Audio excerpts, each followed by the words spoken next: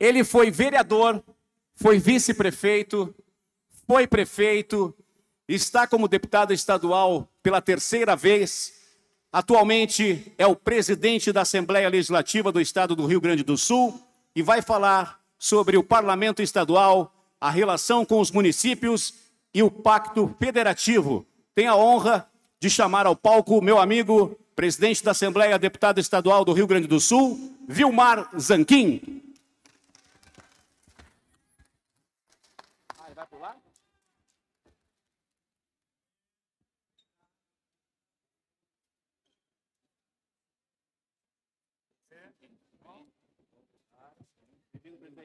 Fica à vontade, tá? Eu posso falar? O senhor quer falar do público? Claro.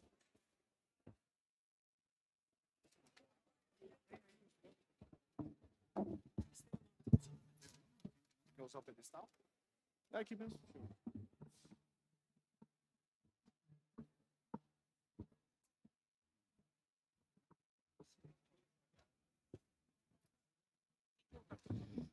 Eu quero cumprimentar a todos os vereadores, vereadoras do Brasil, com um abraço fraterno, em meu nome e em nome do Parlamento Gaúcho.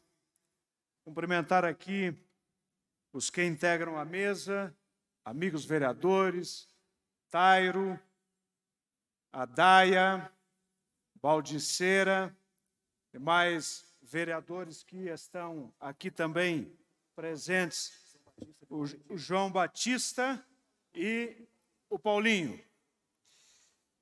Obrigado pela presença, conterrâneos lá do Rio Grande. Agradeço muito o convite da UVB para estar hoje à tarde aqui participando deste grande evento dos vereadores e vereadoras do nosso país.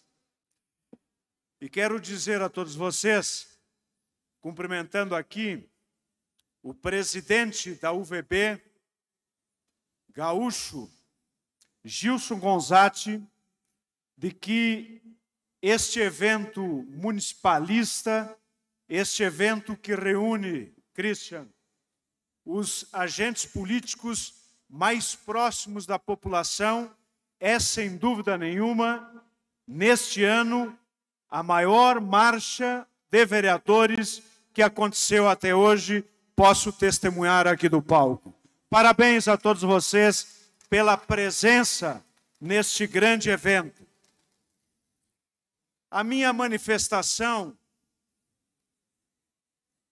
aqui, eu diria até, e deixo como sugestão para o UVB, servirá como um depoimento, um testemunho de quem está há 30 anos na vida pública e teve a honra e a alegria de ocupar alguns cargos públicos, o que me permitiu conhecer as atribuições e vivenciar as alegrias e as agruras dos dois poderes que nós pertencemos a um, que é o legislativo, e nos relacionamos no nosso cotidiano de trabalho com o outro, que é o executivo.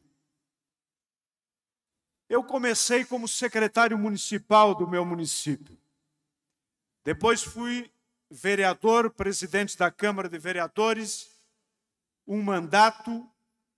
Fui, na sequência, um mandato vice-prefeito e depois, na sequência, 2 mandatos de prefeito. E hoje estou no 3º mandato de deputado estadual. E, novamente, para minha alegria, para minha honra, eleito agora, no final do mês de janeiro, por unanimidade dos 55 deputados da Assembleia Legislativa para presidir o Parlamento Gaúcho. Portanto, não tenho e não sei nada mais do que qualquer um dos senhores e das senhoras que estão aqui.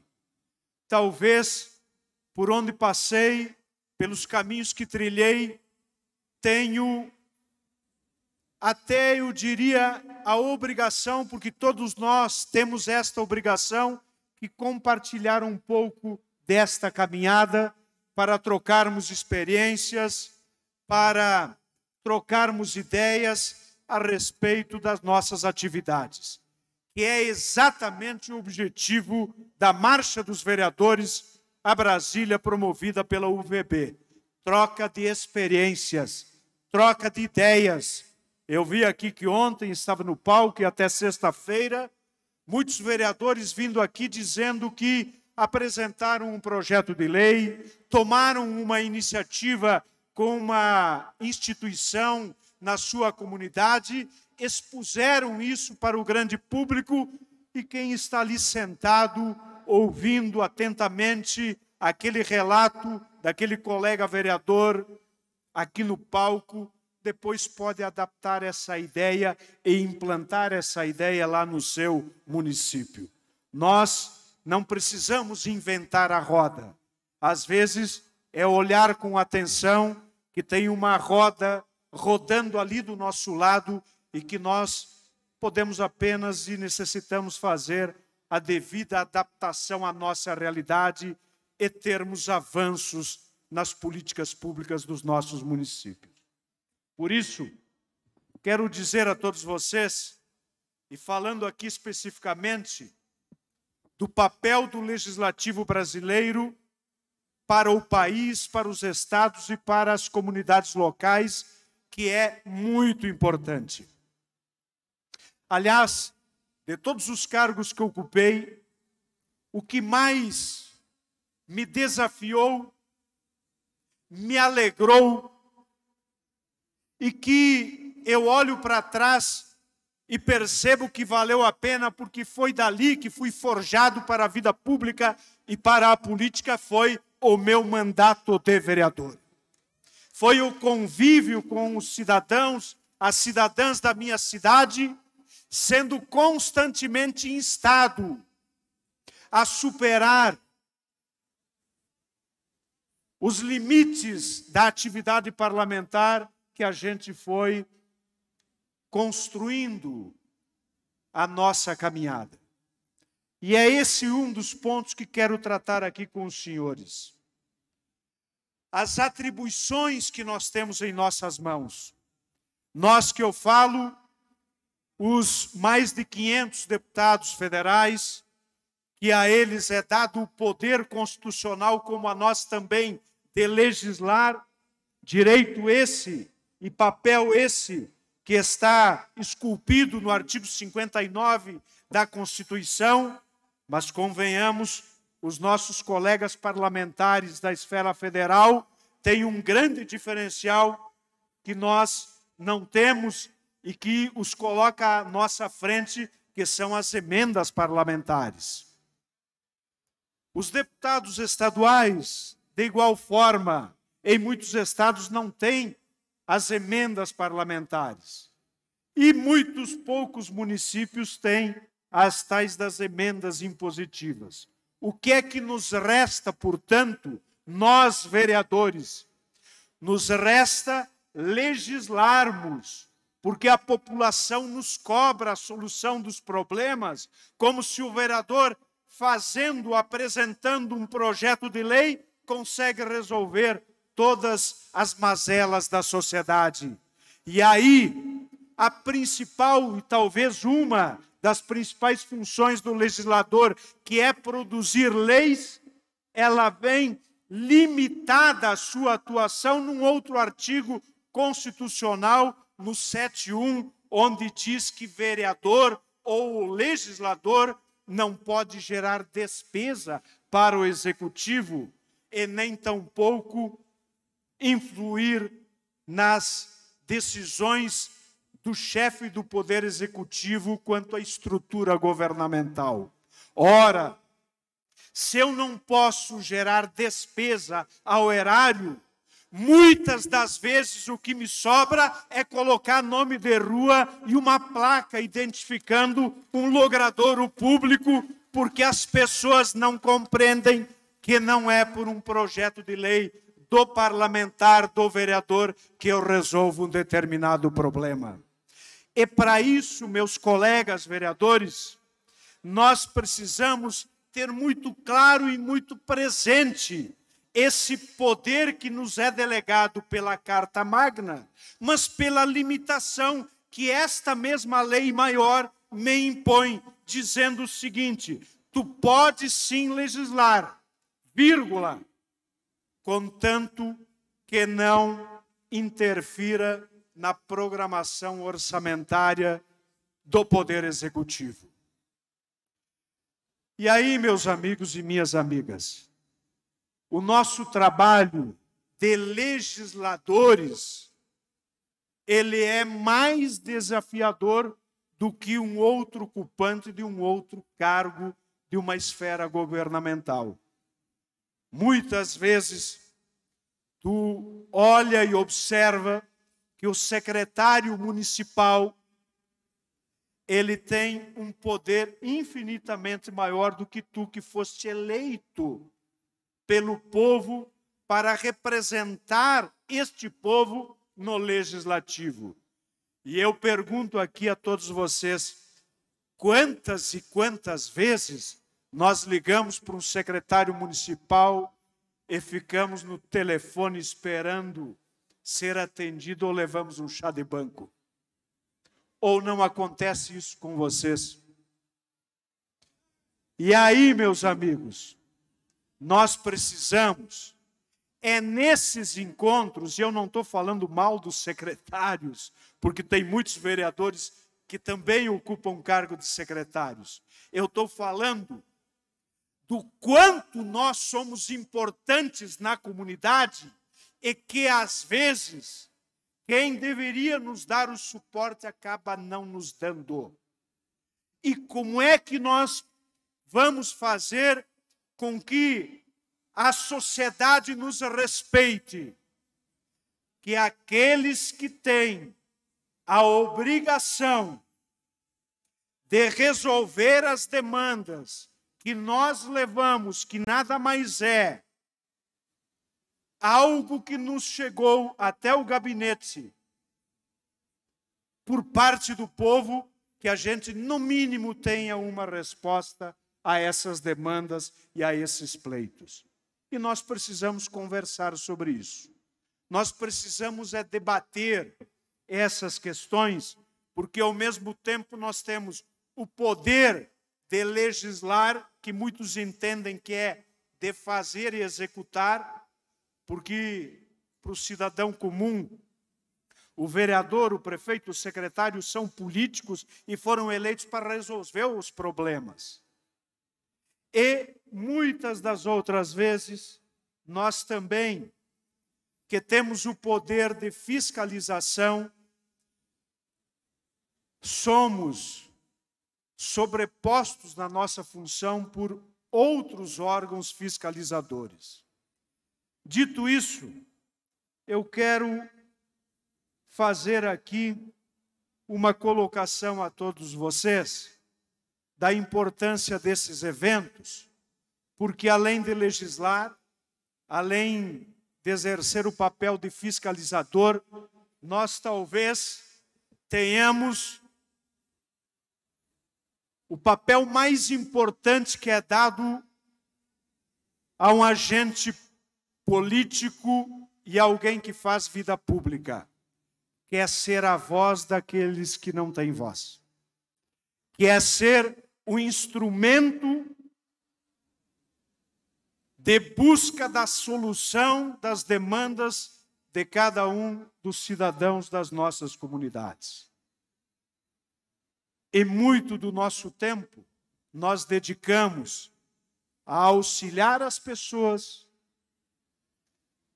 a fazer com que aquele pedido que chegou até o nosso gabinete, a nossa casa, chegue ao órgão competente, fazer o acompanhamento daquela demanda, buscar soluções coletivas e individuais, porque nós somos demandados pela comunidade para resolver questões de interesse, sim, da coletividade, mas o vereador é o agente político que é demandado também para a busca das soluções individuais de cada um dos cidadãos.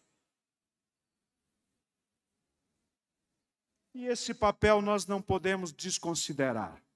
Por isso, parabéns a todos vocês que tiram uma semana por ano para vir aqui atendendo a programação da vossa entidade representativa, para discutir esses temas, debater essas angústias que muitas vezes os vereadores têm, de querer e ter uma boa ideia na cabeça, mas se apresentar diante de inúmeras dificuldades para concretizar aquela ideia. É nesses momentos que a gente compartilha informações, um dá uma sugestão para o outro, troca uma ideia, e a gente vai driblando essas limitações e cumprindo o nosso papel. Mas o vereador, ele não pode ficar limitado, ao menos é o que eu penso, e dentro daquilo que falei de dar um testemunho, a ser apenas alguém que vai buscar resolver o problema da boca de lobo interrompida, buscar o remédio para um cidadão que precisa lá na secretaria, ou buscar um determinado recurso para resolver um problema da comunidade. Nós, legisladores, temos também que nos envolver, e eu sei que vocês fazem isso, em outros debates maiores. E aqui eu também tenho conhecimento que a UVB coloca mais uma vez nessa marcha o debate sobre o Pacto Federativo, onde nós temos em Brasília a maior concentração dos recursos do bolo tributário nacional. 60% de tudo que é arrecadado fica aqui em Brasília. E cá para nós, Brasília é distante do povo. Brasília é longe para nós, vereadores. Imaginem para o povo que vive lá no Agreste baiano ou que vive lá no Pampa Gaúcho ou qualquer outro estado. Nos municípios, de cada R$100 arrecadados, ficam apenas R$16 para resolver os problemas. E nós precisamos falar isso com a população, porque não é incomum a gente ouvir de alguém dizendo o seguinte: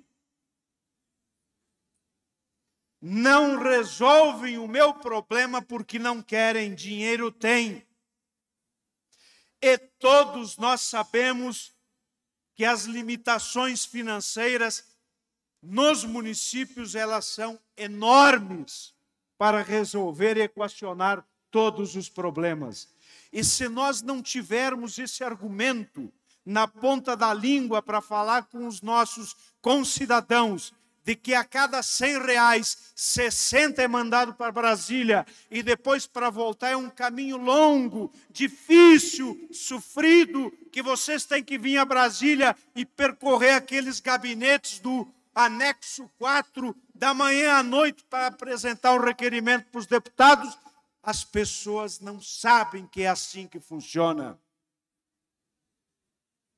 Portanto, debater, discutir essa distorção federativa quanto à autonomia financeira e administrativa, ela é muito importante para quem quer ir além do seu papel de vereador, de apenas buscar levar para a prefeitura os problemas da comunidade. Nós temos é que nos unir para mudar esta realidade. O dinheiro produzido lá na ponta, nos nossos municípios, o ideal, o correto seria ficar primeiro lá, nossa fatia e uma fatia maior, e depois mandar para os estados e aqui para Brasília. Mas não é assim que funciona. E isso nós precisamos debater aqui, e depois debater lá na tribuna da Câmara, e depois conversar lá no bairro, lá no interior, com as pessoas que acham que às vezes o vereador e até o prefeito não resolvem os problemas porque falta vontade política. Mas eu quero acrescentar um outro tema aqui para vocês. E me permitam fazer esta colocação, porque lá na Assembleia do Rio Grande do Sul, cada gestão, que é de um ano o nosso mandato, o presidente, junto com a mesa diretora, escolhe um determinado tema para debater ao longo do ano. E lá nós sugerimos e foi acatado de que o tema principal a ser discutido na Assembleia do nosso Estado nesse ano será a educação. E digo aos senhores e senhoras o porquê que nós vamos abordar a educação e deixo aqui como uma sugestão para que os presidentes das câmaras de vereadores possam eleger um tema principal quando forem presidentes. Porque você vai cuidar de todos os outros assuntos. Nós não vamos deixar de lado o problema da agricultura, da saúde, da segurança, das estradas, da cultura, de qualquer outro assunto que interessa a população. Mas, além desses temas, talvez os presidentes das câmaras, as mesas diretoras, possam começar a colocar um determinado assunto que receba uma atenção especial no seu mandato enquanto presidente. Nós lá fazemos isso. Eu vi aqui que está o Edson Brum, que é conselheiro do Tribunal de Contas lá do nosso estado, também foi presidente da Assembleia, sabe do que estou falando. E lá eu propus que esse ano nós vamos discutir educação. Eu não sou professor, eu não sou da área da educação, a minha formação é outra, mas nós não podemos admitir que um país como o nosso, riquíssimo em todos os sentidos, começando pela natureza e pelo povo que aqui habita, figura entre os últimos países nos indicadores educacionais dos países que integram a ONU, nos países avaliados pelo Unicef ou pela OCDE. Nós não podemos, enquanto brasileiros, lideranças dos nossos municípios, admitir que a educação não seja objeto de debate na prefeitura, na Câmara de Vereadores, nos governos dos estados, nas assembleias e principalmente aqui em Brasília, no Congresso e no governo federal. Mas educação, meus colegas vereadores, não pode ficar restrito apenas à condição das escolas e salário de professor. Essas duas condições para tu ter qualidade do ensino são elementares, essenciais e necessárias, diria até que estão em primeiro lugar. Tu não tem professor motivado se ele não ganhar um salário digno. E tu não tem qualidade de ensino com goteira de chuva caindo dentro da sala de aula em cima de uma classe do aluno. Mas a educação não pode ficar restrita a este debate apenas. Nós precisamos começar a discutir grade curricular das nossas escolas. Por uma razão muito simples. Os nossos alunos precisam sair da escola, do ensino médio, com uma qualificação mínima para o mercado de trabalho. No Brasil, meus amigos e minhas amigas, apenas 20% dos jovens entre 18 e 24 anos chegam na universidade. 20%. E tu tens o contingente de 80% de jovens que saem do ensino médio e não têm uma qualificação para buscar uma vaga no mercado de trabalho, nesse mundo altamente inovador e competitivo que nós vivemos, por exemplo, de tecnologia. Isso é inadmissível. Nós não podemos admitir que no Brasil apenas 15% das matrículas de alunos estejam em escolas em turno integral.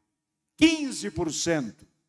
Criança, jovem, tem que estar na escola e não na rua ou em outro lugar que pega um caminho de perdição sem volta, porque isso é problema para todos nós, é problema para a sociedade.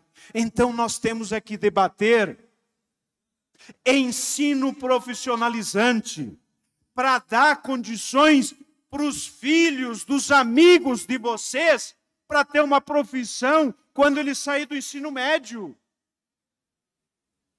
Nós precisamos debater mais tempo de horas-aula, mais escolas em tempo integral. Apenas para se ter aqui uma ideia, os 30 países mais desenvolvidos da OCDE têm 8 horas de aula para 8 matérias, no máximo. Nós aqui no Brasil são 4 horas de aula para 13, alguns estados com 15, 16 matérias. Você tem um conhecimento raso sobre vários conteúdos e não sai preparado para nada. Eu já adianto aqui para vocês, a minha posição é favorável sim ao novo ensino médio, com os ajustes que devem ser feitos. Está correto o governo federal suspender momentaneamente, fazer os ajustes, mas o novo ensino médio coloca mais aula para os alunos e também começa a se trabalhar os itinerários educacionais, que é o caminho do ensino profissionalizante. Recursos para isso, olha, nós temos, pela lei maior, os orçamentos dos municípios serem aplicados 25% na educação.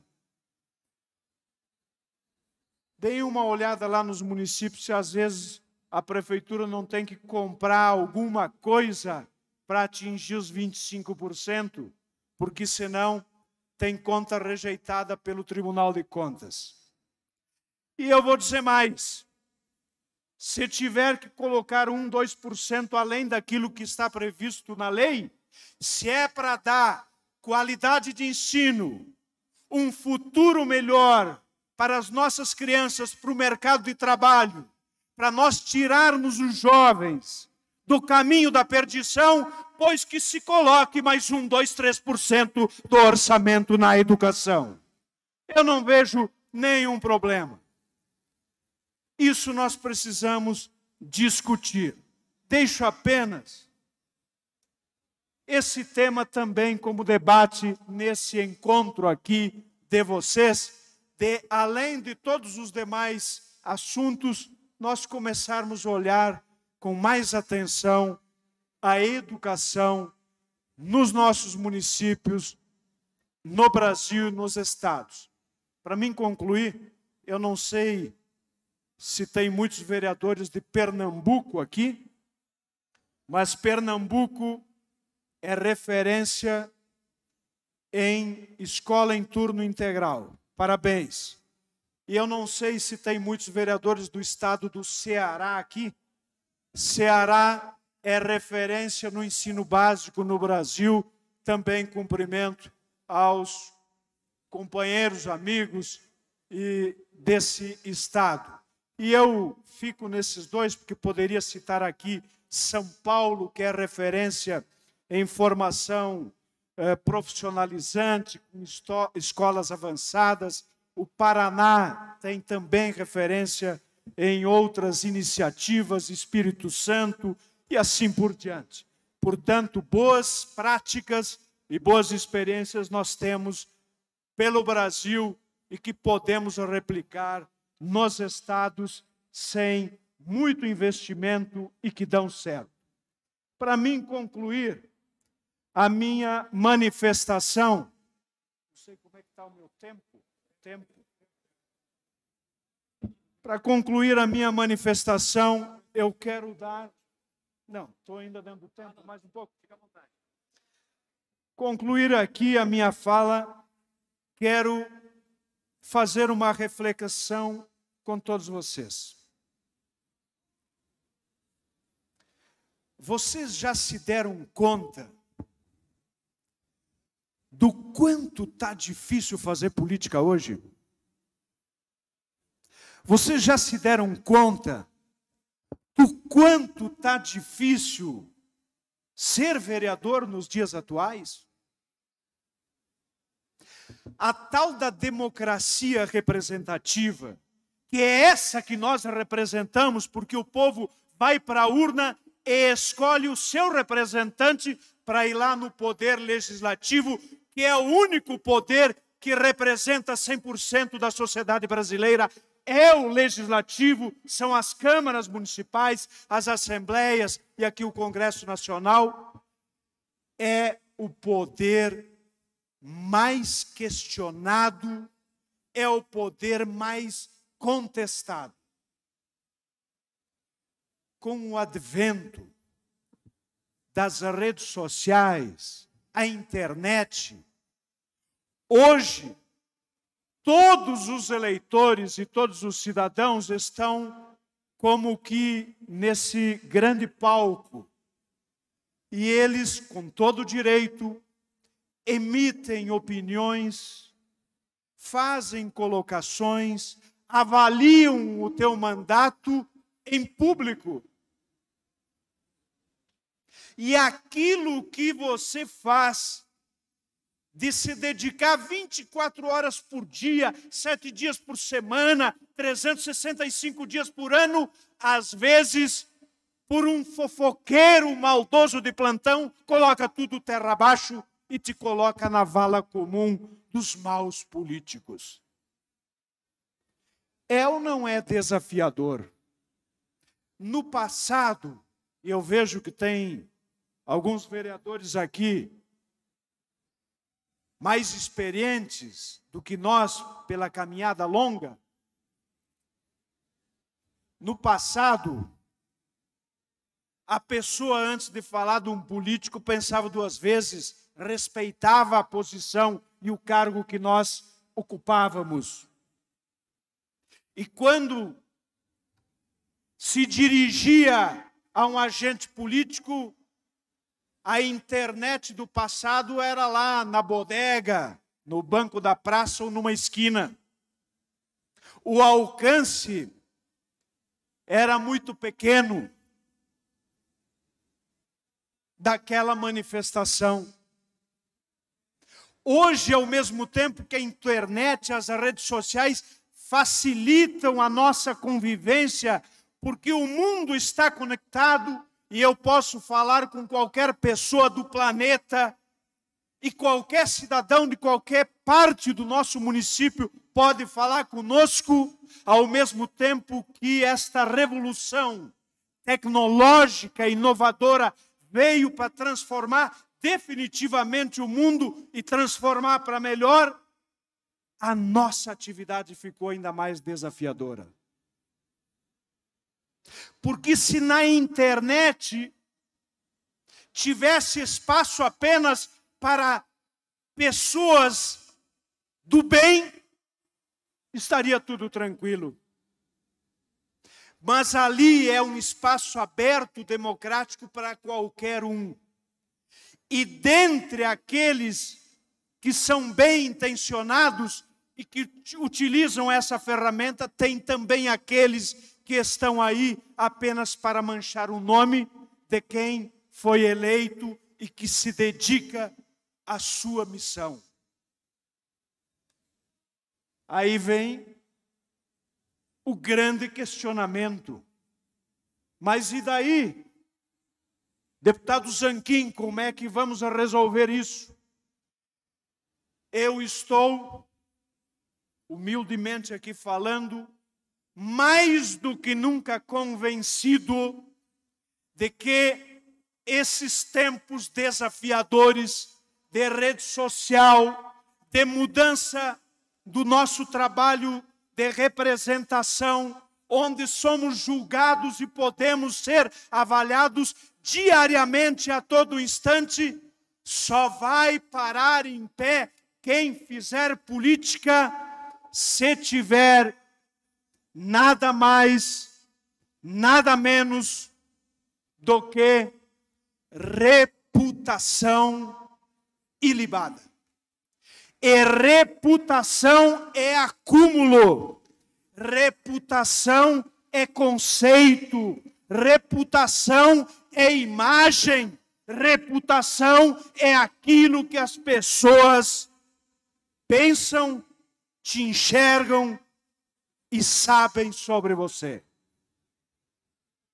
Bom, se a minha colega vereadora Daia, que é uma pessoa que eu conheço, que é honesta, todos aqui eu conheço e são também, mas pego a única mulher aqui no palco como exemplo. Se a vereadora, que é uma pessoa honesta, trabalhadora, se dedica, cumpre bem o seu papel, tiver um mal intencionado sem vergonha, que coloca na rede social um depoimento que vai manchar o nome dela e o seu currículo, ela pode andar nas ruas da cidade de Cruzeiro do Sul de cabeça erguida, porque não vai ser um comentário maldoso na internet que vai derrubá-la ou que vai tirá-la do seu foco e da sua função. É só assim, meus amigos. Não tem outra maneira. Se você quiser começar a qualquer comentário em rede social que avalie o teu trabalho fazendo uma postagem maldosa, fazendo com que o teu trabalho seja reduzido a algo que não presta, tu começar a rebater, começar a responder, daqui a pouco outros vão entrar e você não trabalha mais, vai ter que ficar o dia inteiro, 24 horas, respondendo às redes sociais.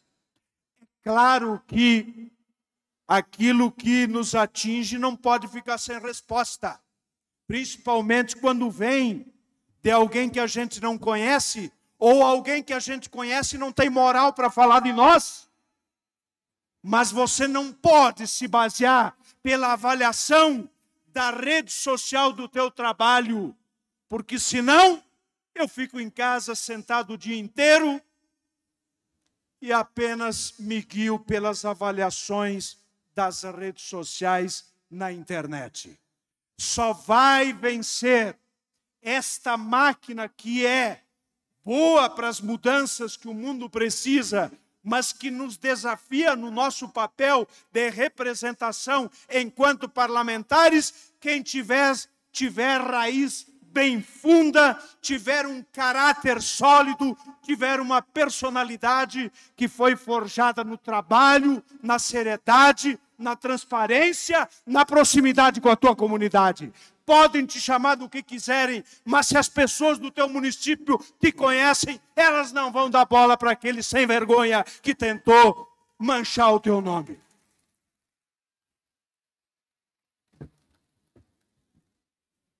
Feita esta colocação derradeira, e aí eu me encaminho para a conclusão. Vocês também perceberam que a nossa classe política é a única onde tu estás sozinho na tua defesa? Por quê? Porque o teu adversário, ele quer estar no teu lugar. E ele não vai te elogiar, ele vai te criticar. E dentro do teu partido, tu também tem concorrentes, que são os raros aqueles que defendem o teu trabalho. Então eu faço aqui, para concluir, um apelo aos meus colegas vereadores do Brasil. Vamos sentir orgulho da nossa função. Vamos levantar e defender o papel do legislador e do vereador. Se nós não fizermos isso, ninguém fará por nós. Se nós não defendermos o nosso papel na comunidade, ninguém o fará por nós.